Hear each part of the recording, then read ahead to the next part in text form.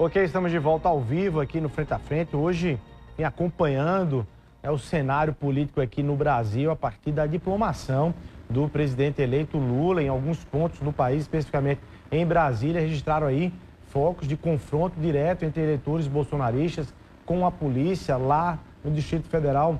Alguns deles tentando invadir a sede da Polícia Federal lá em Brasília para tentar resgatar alguns presos. Alguns carros foram quebrados, atearam fogo em alguns veículos que estavam estacionados ali na frente da sede da Polícia Federal. Você está vendo aí imagens que foram registradas já no início da noite. A polícia foi chamada para tentar conter ali, enfim, a ação de eleitores bolsonaristas. O presidente Jair Bolsonaro, ainda hoje, inclusive depois da diplomação, saiu ali na área externa do Palácio da Alvorada para cumprimentar alguns eleitores, mas também não fez nenhuma fala, fez apenas ali alguns gestos de cumprimento.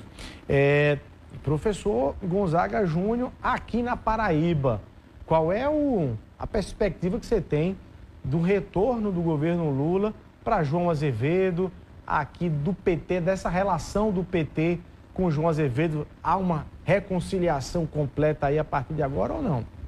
Luiz, primeiro é importante lembrar que o governador João Azevedo, acho que desde do primeiro turno, ele já declarava ali o seu apoio restrito, né, à eleição do presidente Lula, principalmente quando se confirmou ali o PSB na chapa majoritária, né, a partir da vice, né, com o candidato Geraldo Alckmin. Então isso é uma coisa que foi importante, né?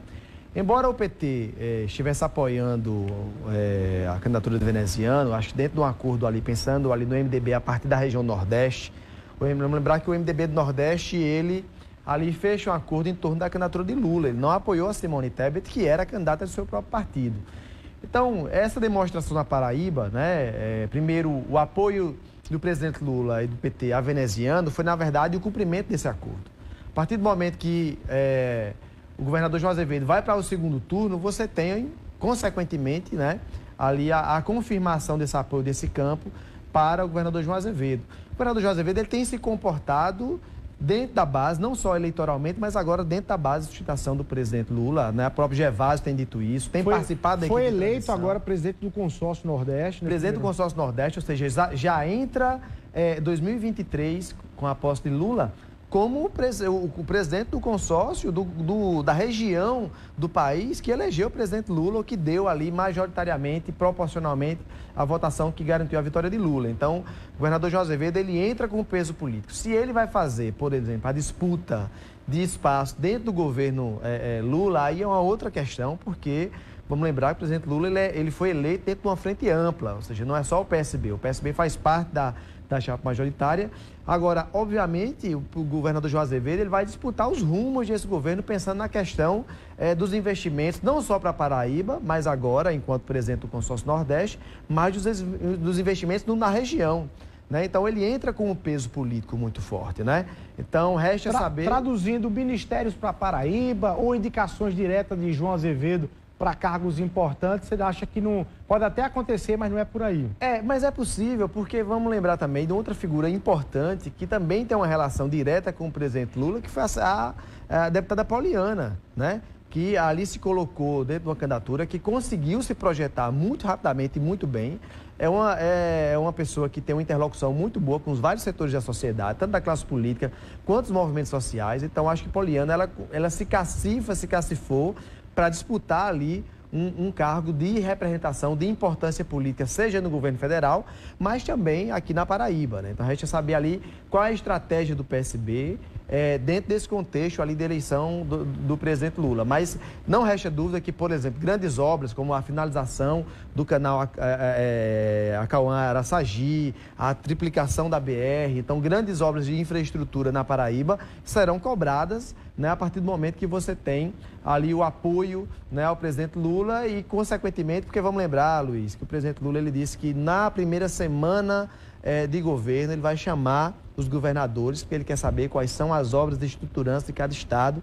E, obviamente, o governador João Azevedo, repito, não vai se colocar apenas como governador da Paraíba, mas como ali o presidente do consórcio Nordeste. Ou seja, ele chega com um peso político muito forte. Agora, dentro dessa relação João Azevedo com Lula, tem ali e com o PT, tem uma divergência que é uma coisa bem local, que é a presença do ex-governador Ricardo Coutinho. Até onde você acha que haverá disputa dentro dessa base entre João e Ricardo para ver quem é mais amigo de Lula, por exemplo? O ex-governador Ricardo Coutinho, ele teve uma participação importante ali, né, principalmente no processo de articulação ali, que trouxe o MDB também, que trouxe ali a candidatura do veneziano para o apoio ali ao presidente Lula, né, repito, dentro daquele contexto do acordo ali com o MDB do Nordeste. Mas o ex-governador Ricardo Coutinho desapareceu do cenário político, né? Ele não está, embora eu acredite que ainda, e não sei até quando, esse sentimento de dívida que o PT tem, que o presidente Lula tem com o ex-governador, ele vai se manter. Acredito que ele sim deve participar na composição. Você acha que ele participa do governo Lula? Ele não está participando nem da transição, pelo menos? Pois é, então a questão resta saber qual é o peso político dele dentro desse governo, né? Porque aí você tem o PT sempre teve ali uma tradição de indicação de cargos federais, por exemplo, dentro de um contexto mais democrático, né? Inclusive representando ali a partir das minorias partidárias. Eu não sei se ali, claro, que a chegada, o perfil de Ricardo Coutinho sempre foi um perfil ali, digamos, de mais tomar conta ali do partido sozinho ali, mais centralizador. Não sei se esse perfil ele se mantém dentro desse contexto do Partido dos Trabalhadores na Paraíba e, inclusive, tentando... o problema, Luiz, é que muitas vezes, ou de forma mais tradicionalmente falando, o peso político ele se dá para quem tem mandato. O governador Ricardo Coutinho, o ex-governador Ricardo Coutinho, ele chega sem mandato, né? Sem peso nesse sentido político, né? Afastado das bases eleitorais, lembrando que a própria articulação interna do partido político, do Partido dos Trabalhadores, Ricardo ainda não conseguiu fazer, ainda não trouxe essa questão dessa articulação, apesar de ter algumas pessoas dentro do seu arco de aliança ali que foram eleitas, né? Lembrar que a deputada Estela foi bem votada, Luiz Couto eleito, a deputada Cida bem votada também e eleita, né? Então, tem um certo peso político no seu grupo. Agora, esses grupos, essas pessoas também vão querer ali, digamos, o seu quinhão dentro dessa articulação. Bom, pelo nosso tempo aqui, a gente está quase terminando, vamos para mais um intervalo. Próximo bloco, queria que você respondesse objetivamente duas perguntas.